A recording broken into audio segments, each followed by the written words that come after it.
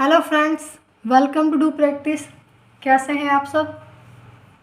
आज हम इकोनॉमिक्स में करेंगे last market of market structure, oligopoly market, perfect competition market, monopoly market and monopolistic market we can cover. हम cover कर चुके हैं वो।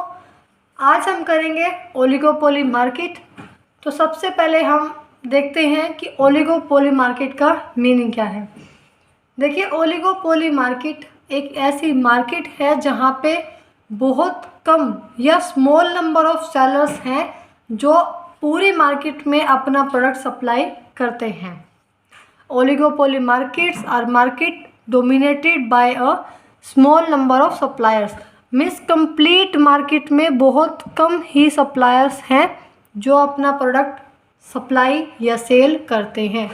जैसे परफेक्ट कंपटीशन मार्केट में क्या था कि large number of buyer and large number of sellers, means sellers बहुत ज़्यादा होते हैं। मोनोपोली मार्केट में क्या था, इसमें बहुत ज़्यादा होते हैं। मोनोपोली मार्केट में सिर्फ एक ही सेलर होता है जो प्रोडक्ट सेल करता है ओवरऑल द मार्केट। और मोनोपोलिस्टिक मार्केट में भी क्या है कि large number of buyer and seller. But oligopoly market में क्या है, फ्यू सेलर्स, मीन्स बहुत कम सेलर होते हैं, बट जो सेलर्स हैं वो बहुत बड़े होते हैं। फॉर एग्ज़ाम्पल हम लेते हैं कार का। जैसे कार में क्या है, कार के सेलर बहुत कम हैं। जैसे कि टोयोटा है, फोर्ड है, और टोयोटा है, फोर्ड है, ये सेल करती हैं अपनी कार, और बहुत कम सेलर हैं जो कार को सेल करते हैं।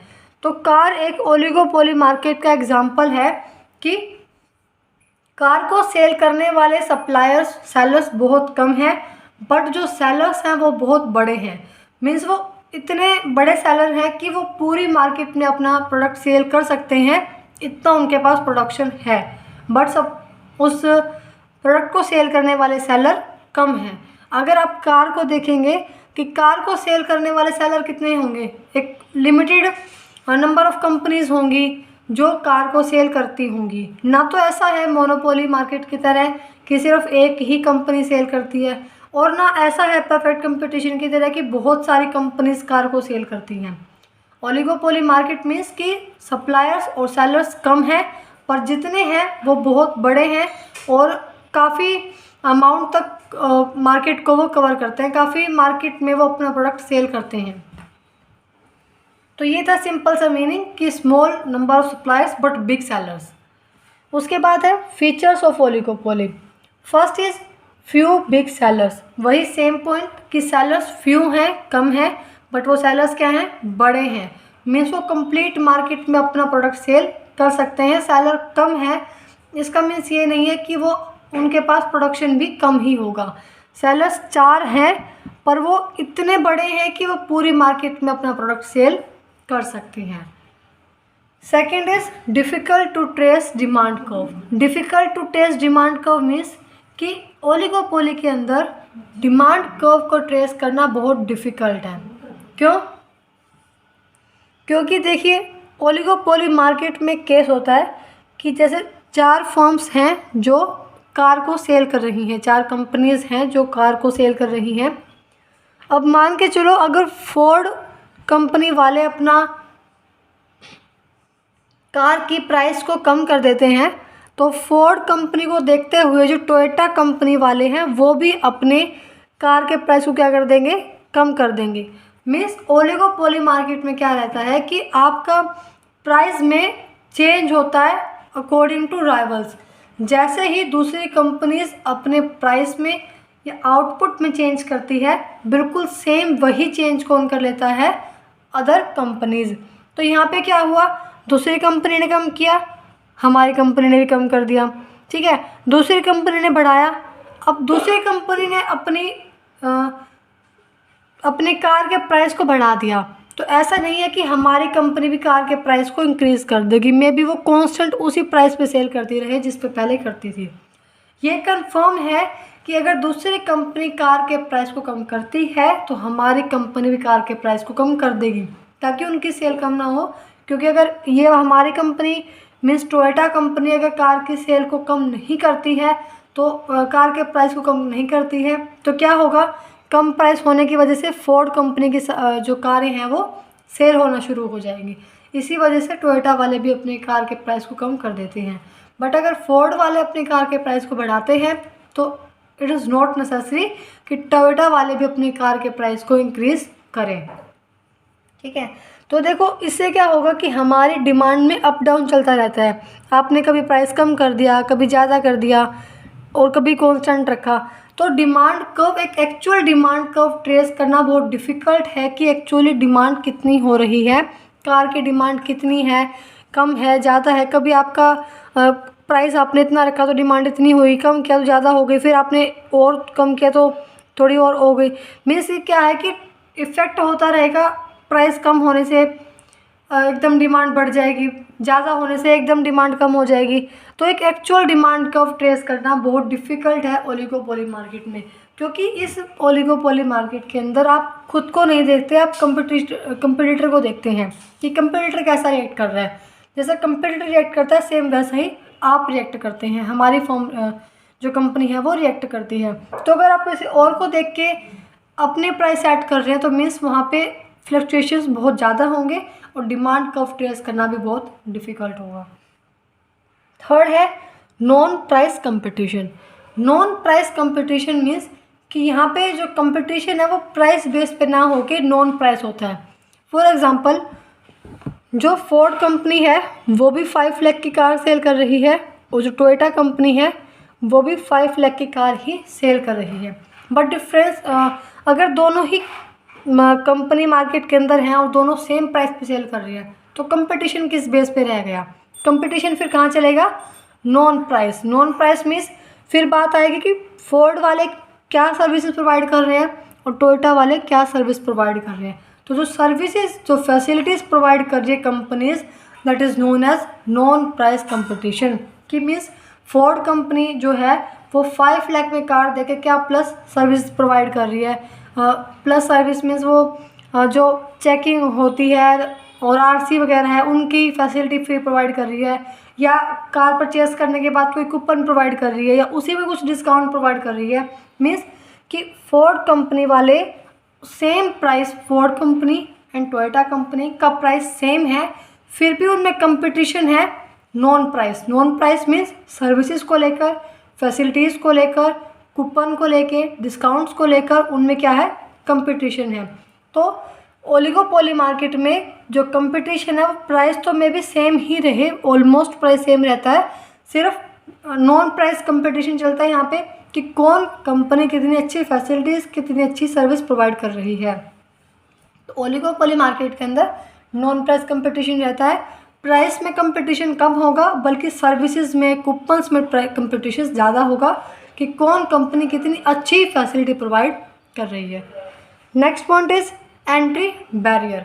एंट्री बैरियर का मीन्स ये है कि ओलिगोपोली मार्केट में एंट्री पे बैरियर है कि कोई भी न्यू फर्म इजीली मार्केट में एंटर नहीं कर सकती। क्यों नहीं कर सकती?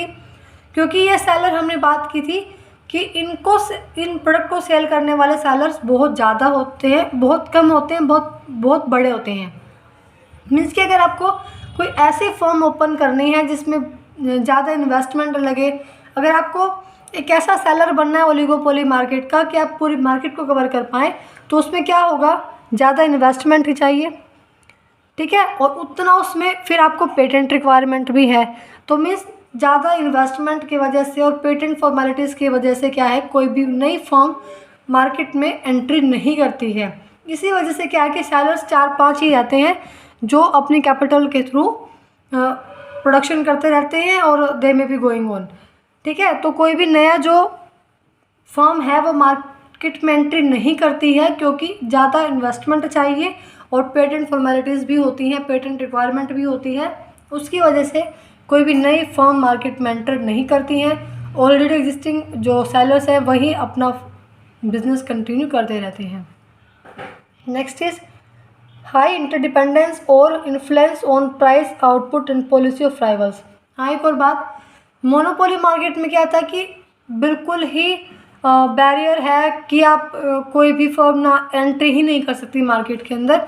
ओलिगोपोली मार्केट में ऐसा नहीं है कि बिल्कुल बैरियर है, आप एंट्री ही नहीं कर सकते, सिर्फ कंडीशंस ऐसी हो गई कि आप एंट्री नहीं कर सकते। जैसे इन्वेस्टमेंट इतनी ज़्यादा चाहिए कि कोई भी इतनी इन्वेस्टमेंट कलेक्ट नहीं कर पाता, कोई भी इन्वेस्टमेंट नहीं कर पाता इतनी मार्केट के अंदर, अपने बिजनेस के अंदर, कि वो प्रोडक्शन कंटिन्यू कर सके या प्रोडक्शन स्टार्ट कर सके। इसी वजह से कोई फर्म इजीली एंटर नहीं करती है। बाकी कोई स्पेशल रिस्ट्रिक्शन नहीं है कि आपको एंटर ही नहीं करना। बैरियर्स है कि इन्वेस्टमेंट की वजह से, फॉर्मेलिटीज़ की वजह से आप एंटर नहीं करते हैं, क्योंकि ज़्यादा इन्वेस्टमेंट चाहिए और इतनी इन्वेस्टमेंट किसी के पास होती नहीं है। Next is high interdependence on और influence of price, output and policy of rivals. Rivals means same वही पॉइंट है कि राइवल्स की पॉलिसी कैसी है, उनका प्राइस पॉलिसी कैसी है, उनकी आउटपुट पॉलिसी कैसी है, उन पर फुल्ली एंड हाई इंटरडिपेंडेंस कौन है, दूसरी फर्म्स। जैसे कि टोयोटा पे फुल्ली डिपेंडेंट कौन है, फोर्ड। ये फोर्ड पे डिपेंडेंट कौन है, टोयोटा। जैसे ही टोयोटा की पॉलिसी, प्राइस पॉलिसी चेंज होगी, बिल्कुल सेम फोर्ड की प्राइस पॉलिसी अगर चेंज होती है तो सेम टोयोटा वाले भी सेम प्राइस पॉलिसी फॉलो करेंगे।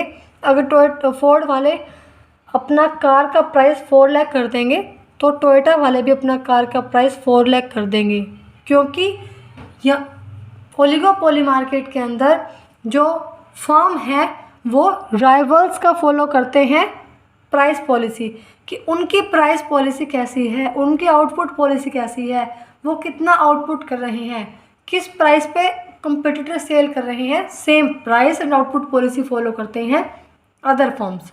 तो इसी वजह से जो अदर फर्म्स हैं वो डिपेंडेंट होती है, या फिर फर्म्स हैं वो डिपेंडेंट होती है बाकी कंपटीटर्स का फर्म्स के ऊपर, कि जैसा वो प्राइस पॉलिसी फॉलो करेंगे सेम वही हम फॉलो करेंगे।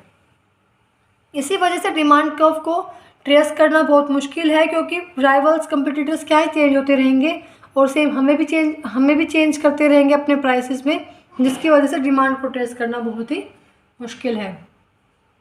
तो ये था ओलिगोपोली मार्केट का सिंपल सा meaning and features of oligopoly market. I hope आपको एक कंटेंट क्लियर हुआ होगा, ये टॉपिक क्लियर हुआ होगा। अगर आपको इस टॉपिक में कुछ भी डाउट है तो आप कमेंट में पूछिए, कमेंट सेक्शन आपके लिए ही है। आप कमेंट किया करें वीडियो देखने के बाद, ताकि हमें मोटिवेशन मिले कि आपको समझ में आ रहा है। अगर आपको समझने में कोई दिक्कत है, मीन्स आपको कोई टॉपिक क्लियर नहीं है, वॉइस क्लियर नहीं है या हैंड राइटिंग क्लियर नहीं है, तो आप कमेंट में बताइए, ताकि हम नेक्स्ट वीडियो में उसको इम्प्रूव कर सकें। अगर आप बताएंगे ही नहीं तो वो इम्प्रूवमेंट भी कैसे होगी, क्योंकि कोई खुद को सेल्फ असेस एक लिमिट तक ही कर सकता है, बाकी जो अदर पर्सन्स है वही बता सकते हैं कि कहाँ एक्चुअल कमी है।